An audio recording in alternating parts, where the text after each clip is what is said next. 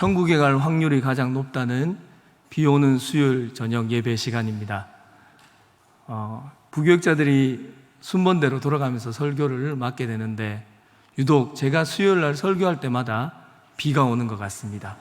그래서 이 이야기를 제일 많이 하는 것 같습니다.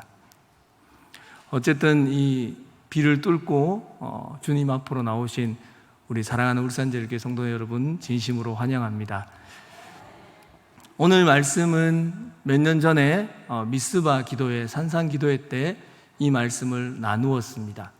물론 기억하시는 분은 잘 없을 거라고 생각을 하고 이 말씀을 함께 또 나누고자 합니다. 핑계 없는 무덤이 없다라는 속담이 있습니다. 이 말은 어떤 것이든 결과가 있는 것에는 반드시 원인이 있다라는 뜻입니다.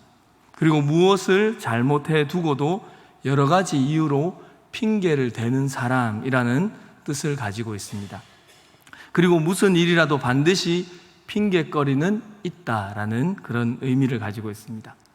즉 어떤 일이든지 원인이 있고 결과가 따라온다는 것입니다. 비교되는 표현으로 인과응보라는 표현이 있습니다. 인과응보는 불교적 용어로서 선을 행하면 선의 결과가, 악을 행하면 악한 결과가 반드시 뒤따르게 된다라는 뜻을 가지고 있습니다. 그런데 이러한 법칙들은 우리가 이 인생을 살아가면서 삶 속에서 흔히 볼 수 있는 그런 삶의 법칙입니다. 모든 일에는 이유가 있고 원인이 있습니다. 물론 어떤 사고와 범죄들은 아직까지 원인 규명을 정확하게 명확하게 하지 못하고 있는 것들도 있습니다. 그러나 분명히 원인은 있을 겁니다. 이것처럼 원인은 있지만 어떤 일들은 원인을 알 수 없는 그런 내용들이 있기는 합니다. 여기서 알 수 없다는 것은 원인이 없다라는 뜻이 아니라 원인을 아직까지 발견하지 못했다라는 그런 뜻이고 증명하지 못했다라는 의미입니다. 우리는 이러한 사건, 사고들을 보면서 참 미스테리하다라고 이야기하기도 하고 다른 말로는 참 신비하다라는 말을 하기도 합니다. 믿음의 영역, 신앙의 영역이 바로 이러한 신비의 영역입니다. 왜냐하면 결과는 있는데 그 원인을 객관적으로 명확하게 밝히고 증명할 수 없기 때문입니다. 우리는 스스로 너무도 잘 알고 있습니다. 예수님을 만났다는 것, 하나님의 은혜를 받았다는 것 등등의 표현을 쓰고 있지만 그걸 다른 사람들에게 객관적으로 설명하고 증명하기가 참 어렵다라는 것을 알고 있습니다. 그래서 믿음은 신비의 영역입니다. 이러한 신앙의 같은 맥락 안에서 하나님의 자녀들, 하나님의 백성들이 받고 있는 고난과 고통과 시련과 아픔들도 바로 신비의 영역에 속한다라고 말할 수 있습니다. 만약에 오늘 우리가 읽은 이 본문인 욥기의 말씀이 없었다면 이러한 고난의 영역은 인과응보의 논리에 의해서 모든 것이 고난받는 당사자의 잘못과 책임으로만 돌려지게 될 것입니다. 그러나 믿음 안에서 고난이라는 영역은 하나님의 영역, 신비의 영역입니다. 기본적으로 하나님께서는 자신의 자녀들이 고통과 고난 속에서 힘들어하는 것을 즐기시는 분이 아닙니다. 하나님께서는 일부러 고통 속으로 자녀들을 던지시는 분이 아니라는 겁니다. 거기에는 반드시 우리가 알지 못하는 신비와 놀라운 은혜의 내용들이 담겨져 있습니다. 하나님께서는 자신의 아들 예수 그리스도를 고난 속에서 십자가의 죽음을 맞이하게 하셨습니다. 하나님께서 이렇게 하신 이유는 그리스도의 고난과 죽음으로 이루고자 하시는 하나님의 놀라운 구원의 계획이 있었기 때문에 그렇지, 고난과 죽음 자체를 좋아하셨기 때문에 자신의 아들을 그 속으로 던지신 것이 아니었습니다. 오늘 말씀에 나오는 욥이라는 사람이 겪은 고난도 이와 같은 맥락에서 볼 수 있습니다. 욥의 고난은 철저한 신비의 영역에 그 속에 있습니다. 그리고 그러한 욥의 고난이 어떻게 시작되었는지를 오늘 본문 말씀은 그것을 보여주고 있습니다. 즉 욥의 고난의 원인, 그 이유를 오늘 말씀을 통해서 우리는 볼 수가 있습니다. 물론 우리가 이 말씀을 보면서 욥의 고난이 사탄이 준 것이다 라는 그런 단순한 결론이 나오고 있지 않다라는 것도 잘 알고 있습니다. 이유와 원인이라는 틀 안에서 오늘 말씀의 내용들을 살피면서 우리가 어떤 이유와 원인으로 이 믿음의 삶을 살아가고 있는지를 우리가 한번 깊이 생각해 보고자 합니다. 오늘 본문 말씀은 핵심 인물로 등장하는 욥에 대한 소개로 시작하고 있습니다. 욥이란 사람이 살고 있는 지역은 우스라는 땅입니다. 이스라엘 사람들 대부분 그 이름과 그 이름 속의 의미와 뜻을 담고 있습니다. 그런데 욥이라는 이름의 뜻을 정확하게 알 수 없다라는 것이 문제입니다. 그리고 욥이 살았다고 하는 지역 우스라는 곳이 어딘지를 모른다는 겁니다. 그래서 욥이 이스라엘 사람이었는지 이방인이었는지 정확하게 모른다는 겁니다. 우리는 흔히 구약 성경 속에 있으니까 너무도 당연하게 이 사람은 이스라엘 사람일 거다라고 받아들이지만 실은 욥이라는 인물에 대한 정보가 거의 없다라고 할 수 있습니다. 그래서 욥기는 어떤 교훈을 주기 위해서 소설처럼 가상으로 만들어졌다라는 학자들의 분석도 있습니다. 이것도 상당히 설득력이 있는 이야기입니다. 욥의 출신, 지역, 이름의 의미 등을 알 수 없다라는 것이 우리의 정직한 대답입니다. 그러나 하나님께서 욥의 이야기를 우리에게 성경으로 주셨을 때는 그 가운데 하나님께서 우리에게 하시고자 하는 그 이야기가 있다라는 것은 확실합니다. 그리고 우리는 그것을 발견하고 그 말씀이 요구하는 대로 생각하고 살아가는 것이 우리에게 중요하고 필요한 내용입니다. 그래서 욥기 말씀 그대로 우리에게 주어진 그대로 보면서 해석을 하고 우리가 함께 이 말씀을 묵상해 보고자 합니다. 욥이라는 사람이 있었다는 이야기로 시작해서 욥이 어떤 사람이었는지를 말씀은 소개하고 있습니다. 자녀들이 몇 명이었는지, 소유물인 동물과 종들이 어느 정도인지를 이야기를 합니다. 그리고 욥은 동방 사람 중에 가장 훌륭한 사람이었음을 말씀하고 있습니다. 자녀들의 이름이 나오진 않지만 그 숫자로 완벽함을 드러냈고 가축들의 수를 말함으로 부하고 훌륭한 사람, 완벽하고 훌륭한 사람임을 말씀을 통해 보여주고 있습니다. 당시의 기준에서 볼 때 훌륭한 사람은 이런 것들을 갖춘 사람이다라는 그 기준에 완벽하게 부합하는 사람이 바로 욥입니다. 아무튼 욥의 이야기 초반부에만 읽었을 때는 누구나 이것을 읽는 사람은 느낄 수 있도록 욥은 매우 훌륭한 인물이라는 것을 나타내고 있습니다. 그리고 이렇게 훌륭한 욥이 왜 훌륭한가를 계속해서 말씀하고 있습니다. 욥의 자녀들은 풍족한 생활 속에서 잔치를 늘 베풀고 늘 파티를 즐기면서 사는 그런 인생들이었습니다. 성경은 욥의 자녀들에 대해서 어떤 긍정적인 말도 부정적인 말도 하고 있지 않습니다. 그런데 욥은 이러한 자녀들을 위해서 매일 아침 하나님께 번제를 드렸습니다. 자녀들이 혹시나 하나님께 범죄하지 않을까 하는 염려로 계속해서 그런 제사와 종교의식을 하였던 것입니다. 욥은 자신뿐만 아니라 자녀들까지도 하나님 앞에서 철저한 삶을 살기를 원하였습니다. 자녀들은 늘 잔치로 인생을 즐기면서 살았지만 욥은 상당히 철저하고 어떻게 보면 팍팍한 인생을 살았다라고 말할 수 있습니다. 아무튼 욥의 삶이 이러하였습니다. 성경은 욥이 하나님 앞에서도 경건하고 훌륭했다라고 표현하고 있습니다. 그리고 이제 장면이 바뀌어서 하늘에서 하나님께서 주최하시는 회의 장면이 나오고 있습니다. 하나님의 아들들과 함께 사탄이 등장해서 하나님과 대화를 나누었습니다. 하나님께서 사탄에게 욥에 대한 이야기를 하셨습니다. 8절 말씀입니다.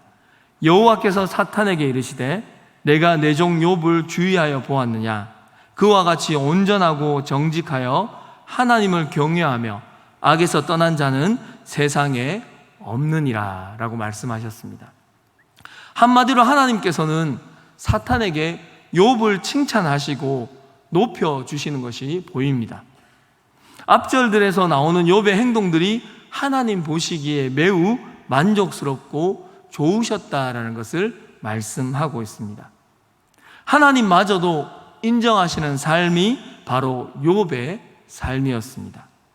욥에게는 흠잡을 곳이 없는 매우 훌륭한 삶이라고 말씀을 하고 있습니다. 여기에서 욥의 이야기가 마쳤다면 욥의 진가가 드러나지 않았을 것입니다. 그냥 사탄도 하나님 말씀에 인정하면서 네, 매우 훌륭한 사람이네요 라고 마쳤다면 이 욥의 이야기가 성경에 있을 이유가 없을 겁니다. 그리고 사탄은 원래 하나님 말씀에 긍정적으로 대답하는 존재도 아닙니다. 하나님께서 인정하시는 욥에 대한 말씀을 듣고 사탄은 부정하면서 하나님께 대들다시피 따지다시피 이야기를 하였습니다. 9절의 말씀입니다. 사탄이 여호와께 대답하여 이르되 욥이 어찌 까닭 없이 하나님을 경외하리이까. 사탄은 항상 하나님의 말씀을 비틀고 대항하고자 하는 존재입니다. 사탄은 욥이 하나님을 경외하는 이유가 무조건 있을 것이다 라고 하였습니다. 이 이유들이 아니라면 욥은 하나님을 전혀 경외하지 않을 것이다 라고 의심하게 하는 말을 하고 있습니다. 지금 사탄은 하나님께서 의심하시도록 하기 위해서 말하는 것처럼 우리는 보고 읽고 있습니다. 하지만 사탄이 말한 내용은 지금 성경을 읽고 있는 우리와 또 처음 이 욥기를 접한 첫 번째 독자들, 원 독자들에게 말하고 있는 내용입니다. 즉, 이 말씀은 우리를 의심하도록 만들기 위해서 던지고 있는 대사와 같은 것입니다. 성경을 읽으실 때 우리가 이런 부분을 유의해야 합니다. 나오는 내용들을 문자 그대로 고지고대로만 읽어서는 안 되는 경우가 바로 이 경우입니다. 사탄이 의심하도록 만드는 이야기를 듣고 하나님께서 욥을 의심했다라는 이야기로 이 이야기를 읽으면 우리는 하나님을 부족한 존재로 만들어 버립니다. 하나님은 사탄의 이야기를 듣고 의심하고 그래 하면서 속아 넘어가고 하는 그런 존재가 절대로 아니시기 때문입니다. 이러한 이야기는, 사탄이 한 이 질문과 이야기는 하나님을 향한 것이 아니라 하나님에게 얘기하고 있는 것처럼 보이지만 바로 욥기를 읽고 있는 사람들, 원래 독자들과 지금 읽고 있는 우리들에게 하고 있는 이야기입니다. 우리에게 어떤 메시지를 주기 위해서 욥기를 기록하였습니다. 그리고 더욱 분명하게 알아듣도록 하기 위해서 천상의 회의 장면을 빗대어서 이 이야기를 풀어가고 있습니다. 솔직히 이 욥기의 기자가 천상의 회의 장면을 본 적이 있는지 알 수는 없습니다.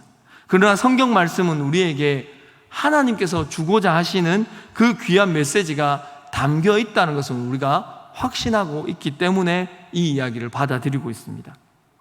사탄은 욥이 하나님을 경외하는 이유를 10절과 11절에서 이렇게 말씀하고 있습니다. 우리가 같이 한번 10절과 11절 말씀을 함께 읽어보겠습니다. 시작. 주께서 그와 그의 집과 그의 모든 소유물을 울타리로 두르심 때문이 아니니까. 주께서 그의 손으로 하는 바를 복되게 하사 그의 소유물이 땅에 넘치게 하셨음이니이다. 이제 주의 손을 펴서 그의 모든 소유물을 치소서. 그리하시면 틀림없이 주를 향하여 욕하지 않겠나이까. 아멘. 한마디로 하나님께서 욥을 잘 봐주시고 욥에게 복이란 복은 다 부어주시니까 하나님을 경외하는 거 아닐까요? 모든 소유물을 다 잃어버린다면 욥은 분명히 주님을 욕할 것입니다 라고 사탄은 확신 있게 이야기를 하고 있는 겁니다. 바로 이 말이 오늘 설교의 제목입니다. 까닭 없이라는 말은 누구나 하나님을 섬기는 까닭, 이유, 목적이 있다라는 것입니다. 즉 하나님 앞에서 우리가 거룩하고 경건하게 사는 이유들이 다 있다라는 것입니다. 만약 그 이유들과 이 까닭들이 없어지거나 무너진다면 다 하나님을 배반할 것이고 하나님을 믿지 않을 것이고 하나님을 섬기지 않을 것이다 라는 이야기입니다. 사탄의 이러한 의심스러운 말로 인해서 욥의 고난이 시작이 되었습니다. 그리고 욥의 그 다음 이야기는 우리 성도님들이 매우 잘 알고 계실 겁니다. 오늘 우리가 욥기 말씀을 읽으면서 깊이 생각해 볼 주제가 바로 이것입니다. 나는 무엇 때문에 하나님을 믿고 있는가? 나는 어떤 이유로 하나님을 섬기는가? 나는 어떤 까닭에 이렇게 열심을 내는가? 나는 왜 직분까지 맡으면서 하나님을 섬기고 있는가? 나는 왜 기도하고, 왜 예배하고, 왜 헌금까지 하고 찬양까지 하면서 하나님을 섬기고 있는가? 우리의 모든 신앙생활의 그 이유를 질문해 보고자 합니다. 물론 오늘 이 짧은 시간 안에 다 나누지는 못할 겁니다. 이 문제에 대한 질문은 오늘 설교 말씀을 통해서 제가 드리려고 합니다.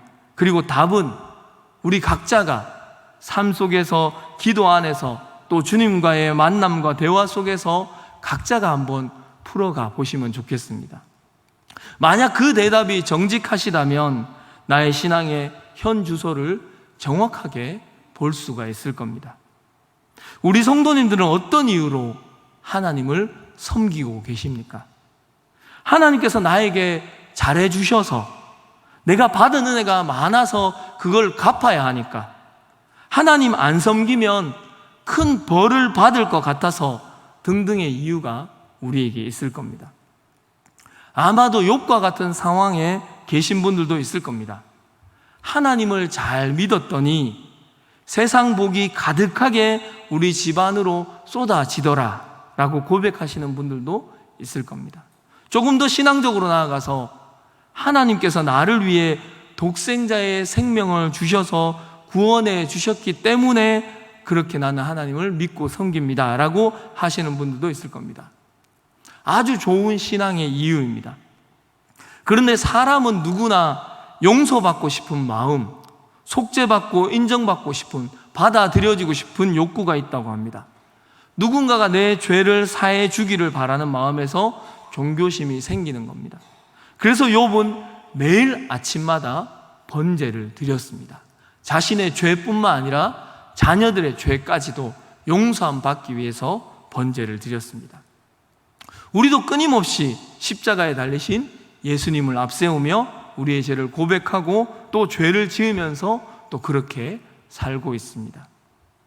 욥기가 보여주는 이 이야기의 흐름, 메시지의 결론은 42장에서 욥이 하나님을 만나면서, 대면하면서 그 절정을 이루게 됩니다.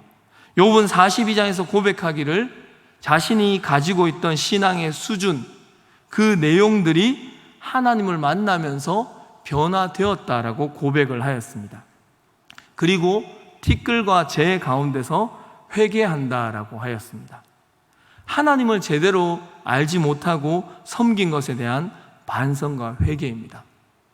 벌 받을까봐, 혹여나 내가 죄를 빨리 씻지 않으면 죽을지도 모른다, 버림받을지도 모른다라는 그런 무서운 하나님으로 알다가 이제 하나님을 정확하게 알고 보게 되었다라는 회개입니다. 그래서 우리는 오늘 욥기 말씀을 통해서 우리 신앙생활의 이유와 까닭을 제대로 알자라는 것을 말씀을 통해서 우리가 보고자 하는 것입니다. 내 죄를 용서해 주셨기 때문에 하나님을 섬긴다거나, 나에게 복을 주셨기 때문에 섬긴다거나, 내가 실패한 일을 회복시켜 주셔서 또 성공시켜 주셔서 섬긴다는 것 등등의 이유들은 다 좋은 내용 같지만 다 비슷한 내용, 수준의 내용들입니다. 욥이 자기에게 아무런 일이 일어나지 않았을 때에도 번제를 드렸던 신앙의 수준과 비슷한 내용의 것들입니다. 욥기에서 우리에게 요구하는 그 신앙의 수준은 바로 여기에서 앞으로 한 발자국 더 나아가기를 원하고 있습니다. 사탄이 말한 까닭 없이 이 까닭, 이유, 목적이라는 것을 없애버려야 한다라는 것을 말씀하고 있습니다. 이것이 무슨 말인가 하면 하나님을 섬기는 자신의 나름대로의 이유가 없어져야 한다라는 것입니다. 하나님을 섬기는 까닭, 이유, 목적을 없애라는 것입니다. 만약 우리가 자기 나름대로의 그 이유를 없애버리지 못한다면 우리가 나름대로 하나님을 섬기는 그 이유가 갑자기 그냥 사라졌을 때 더 이상 우리는 하나님을 섬기지 않을 수도 있게 된다라는 것입니다. 그러니까 그 이유들이 나를 하나님이 아닌 다른 우상을 섬기게 만들 수도 있다라는 겁니다. 예를 들면 돈이나 재물이나 우상이나 명예, 힘 이런 것들을 섬기게 됩니다. 왜냐하면 그것이 내 삶을 윤택하게 해주고 죄를 용서해주고 더 성공적인 삶을 살게 해주기 때문입니다. 이런 이유에 묶이게 되면 우리도 하나님을 우상처럼 섬기게 됩니다. 이 까닭 때문에 하나님을 섬깁니다. 이 이유 때문에, 이 목적 때문에 나는 하나님을 섬깁니다. 그 자체가 이미 우리는 하나님을 우상처럼 섬기고 있다라는 것입니다. 욥의 아내가 바로 그러하였습니다. 욥이 모든 것을 잃어버리고 병들어 고생할 때 그의 아내가 욥에게 한 조언은 이것입니다. 하나님을 욕하고 죽어라 라는 것이 욥의 아내의 조언이었습니다. 이제 더 이상 하나님을 섬길 이유가 없다라는 겁니다.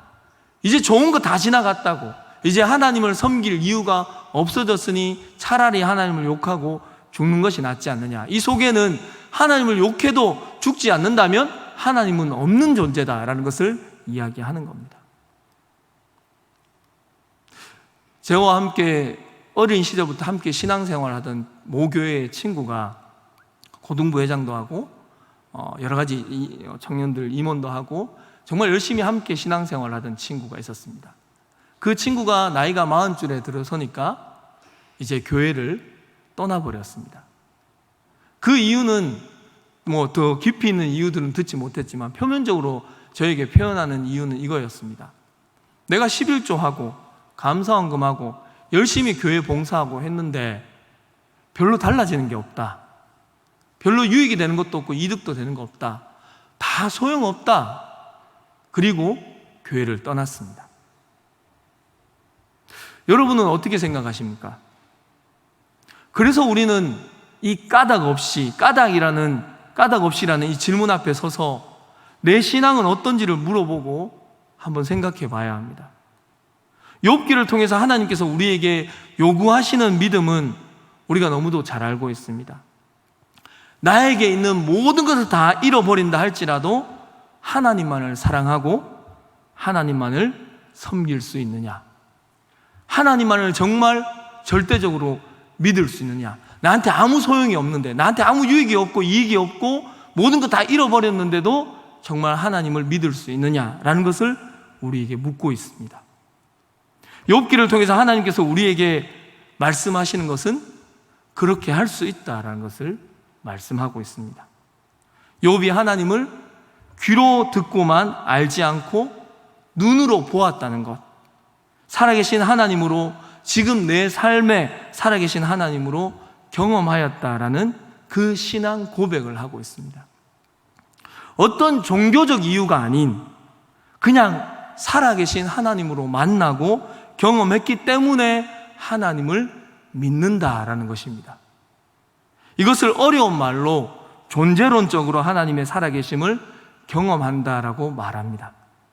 그리고 관계적으로 하나님을 하나님으로 안다라는 것을 말합니다. 이 수준에서 우리는 하나님을 아버지라고 부를 수 있습니다. 어리고 순수한 자녀들일수록 부모님을 사랑하고 좋아하는 이유, 신뢰하는 이유는 존재 그 자체에 있습니다.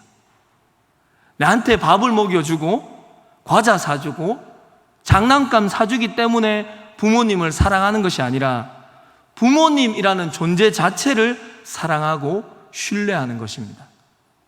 그것처럼 우리의 믿음이 자라가면 자라갈수록 더욱 순결한 믿음이 된다는 것은 바로 이러한 하나님과의 관계 속으로 들어가는 것을 말하는 것입니다. 까닭 없이 하나님을 사랑하고 하나님을 섬길 수 있습니다. 오늘 본문 말씀이 있는 욥기는 바로 이 말씀을 전하고 있습니다. 사랑하는 울산제일교회 성도 여러분, 어떤 이유로 이렇게 열심히 비가 오는 수요일 저녁 예배를 드리고 신앙생활을 하고 계십니까? 어떤 까닭으로 하나님을 섬기고 계십니까? 이제 우리는 까닭 없이 하나님을 섬기는 믿음의 수준으로 나아가야 합니다. 지금 당장 필요한 것이 있고 시급한 문제들, 삶 속에서 이루어지지 않아서 고통스러운 문제들이 있는 줄 압니다. 그 모든 것이 쉽게 해결되지 않는다는 것도 알고 있습니다. 단순하게 우리가 하나님께 맡깁시다 한다고 해서 해결되지 않는다는 것도 알고 있습니다. 그런데 혹시 이 모든 시련과 아픔과 기도 제목들이 까닭 없이 하나님을 섬기도록 만들어가고 계시는 하나님의 섭리는 아닐까요? 조심스럽게 그렇게 우리 성도님들께 말씀드리고 싶습니다. 우리 삶 속에 기도할 제목도 많고 그런 상황들도 많지만 그 모든 기도 응답에 관계없이, 상관없이 하나님께서 살아계시다는 것, 그 자체로 하나님을 믿고 신뢰하고 의지하면서 섬길 수 있는 우리 모두가 될 수 있기를 간절히 바랍니다.